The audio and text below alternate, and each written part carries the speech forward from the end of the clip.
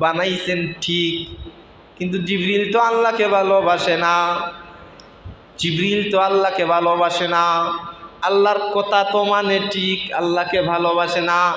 ভালোবাসার যে যোগ্যতা থাকা দরকার, এই যোগ্যতাই আল্লাহ জিবরিলকে দেন নাই। মিকাইল তো আল্লাহকে ভালোবাসে ঠিক, আল্লাহর কথা মানে ঠিক, কিন্তু ভালোবাসে না। আসমানের সমস্ত ফেরেশতারা আল্লাহর কথা মানে, আল্লাহকে ভালোবাসে না।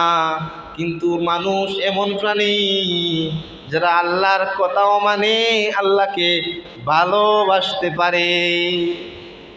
এজন্যই মানুষের দাম হইছে। ফেরেশতারা হাজার হাজার ফেরেশতাদের চাইতে একজন মানুষের, একজন মুমিনের দাম বেশি। কেন? কারণ মানুষকে আল্লাহ দুইটা রাস্তায় দিয়া দিছেন, ফারিকুন ফিল জান্নাতি ওয়া ফারিকুন ফিস সাঈর। মানুষ চাইলে জান্নাতি কাজ করিয়া মানুষ জান্নাতি হইতে পারে। আবার যদি মানুষ চায় জাহান্নামী কাজ করিয়া, অন্যায় অনাচার করিয়া, জুলুম অত্যাচার করিয়া যদি মানুষ চায় নিজের জন্য ঠিকানা জাহান্নাম বানাইতে পারে না?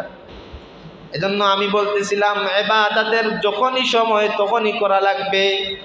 যখন ইবাদতের সময় তখন ইবাদত করতে হবে।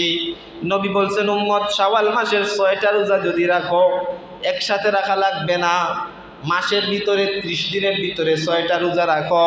যদি রাখো সারা বছর রোজা রাখার সওয়াব পাওয়া যাবে। আপনি যদি মনে করেন শাওয়াল মাসের পরের মাস জিলকদ মাসে রাখবো, হবে না। ইবাদতের সময় যখন আছে তখনই করা লাগবে। যখনই বলছেন ইবাদতের কথা তখনই পড়তে হবে। এই যে জুমার নামাজ, একটু পরে জুমার নামাজ আদায় হবে। আচ্ছা, কেউ যদি বলে জুমার নামাজই তো আসরের পরে আদায় করব, হইবনি? ওইতো না। কেন? আল্লাহ বলছেন এখন তোমাকে এখনই আদায় করা লাগবে। যখনই আল্লাহর আদেশ, তখনই তোমাকে এইটা আদায় করা লাগবে। আল্লাহ আদেশ করছেন, বান্দা তোরে আমি হায়াত দিছি কম। আমাদের হায়াত কম না? নূহ আলাইহিস সালামের নাম শুনছেননি? উনি দাওয়াতি দিছেন কত বছর?